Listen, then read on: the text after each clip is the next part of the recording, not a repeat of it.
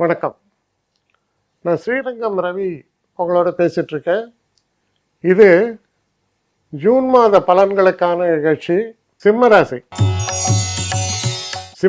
நேயர்களை பொறுத்த வரைக்கும் 7ஆம் வீட்டில் ராகு, 8ஆம் வீட்டில் சனி, உங்கள் ராசிநாதனான சூரியன் 15 தேதி வரைக்கும் ரிஷபத்திலையும் அதுக்கப்புறம் மிதுன ராசிலையும் வரார். அப்போது உங்கள் ராசிநாதன் பலம் சேர்க்கிறார் சூரியன், அதில் ஒன்றும் டவுட்டே இல்லை. அதே போல் சுக்கிர பகவான் 9ஆம் வீட்டில் இருக்கிறார் இந்த மாதம் முழுக்க. 9இல் இருக்கக்கூடிய சுக்கிரன் நல்ல பலன்களை தருவார். குறிப்பாக வெளிநாடு சம்பந்தமாக ட்ராவல்ஸு இதுக்கெல்லாம் நல்ல ஒரு பலனை நிறைத்து தரக்கூடியவர். புதனை பொறுத்த வரையில் 10ஆம் வீட்டில் இருக்கிறார், அப்புறம் 11ஆம் வீட்டில் வருகிறார். இதெல்லாம் நான் ஏன் சொல்கிறேன்னா, திரும்ப திரும்ப இப்போது ஒரு வெள்ளை பேப்பரில் கருப்பு டாட் வச்சா என்ன தெரியறது கேட்டால் யாருமே வெள்ளை பேப்பர் சொல்ல மாட்டான், அந்த கருப்பு டாட் சார்போம். அதுபோல் அஷ்டமத்தில் சனி. அதனால் மனசில் என்ன ஓடிட்டுருக்கோம், ஐயோ அஷ்டமத்தில் சனி இல்லை சார், பயப்பட வேண்டாம். மற்ற விஷயங்கள் அதை ஆஃப்செட் பண்ணுறது, காம்பன்சேட் பண்ணுறது. 11ஆம் வீட்டில் குரு, குறிப்பாக அது நம்ம கண்ணுக்கு தெரியாது. எப்போவுமே நன்மைகள் நம்ம கண்ணுக்கு தெரிகிறத விட அந்த ஐயோ அது இருக்கு அதுதான் நம்ம கண்ணுக்கு தெரியும். இப்போது ஒன்றும் இல்லை, ஒரு இடத்துல ஒரு சின்னதாக ஒரு பால் உண்ணி மாதிரி இங்கே ஏதோ ஒன்று இருக்குன்னு வைங்க, அந்த மருதான் உங்களுக்கு யோசிச்சுட்டே இருப்பீங்க.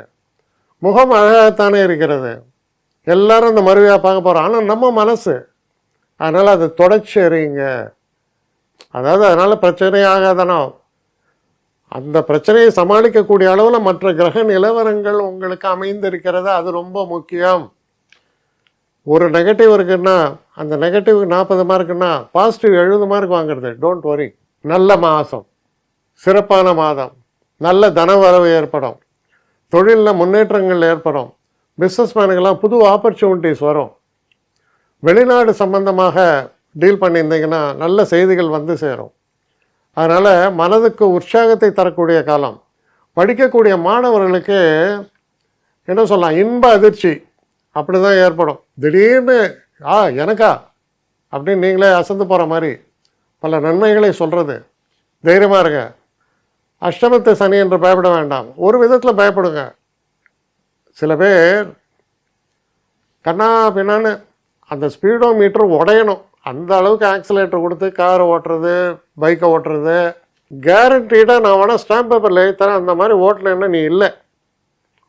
ஒன்று உனக்கு கை கால் எல்லாம் உடஞ்சி ஹாஸ்பிட்டல், இல்லைன்னா உன் படம் தான். அது அஷ்டம சனியில் ஏற்படும். அப்போ பிரச்சனையை வரவழிக்காத, பிரச்சனையை நோக்கி நீ ஓடாது, நீ கொஞ்சம் கேர்ஃபுல்லாக இரு. நடப்பது நன்மையாகவே உங்களுக்கு நடக்கும் என்று உறுதியாக சொல்லலாம். அதனால் அஷ்டமத்து சனியில் உடல் அடிபடும், கொஞ்சம் கவனமாக செயல்பட வேண்டும் அந்த விஷயத்தில். மற்றபடி முன்னேற்றத்தை தரக்கூடிய சிறப்பான மாதமாகத்தான் இது உங்களுக்கு அமையும். என்னை காண்டாக்ட் பண்ணணும்னு நிறைய பேர் நினைக்கிறீங்க. தயவு செஞ்சு என்னை காண்டாக்ட் பண்ணுறதுக்கு ஒரு மெயில் அனுப்புங்க, srirangamravi1@gmail.com. இது ஸ்க்ரீனில் பார்க்கலாம், இது அப்பியர் ஆகும். இந்த மெயிலுக்கு எனக்கு அனுப்புங்க.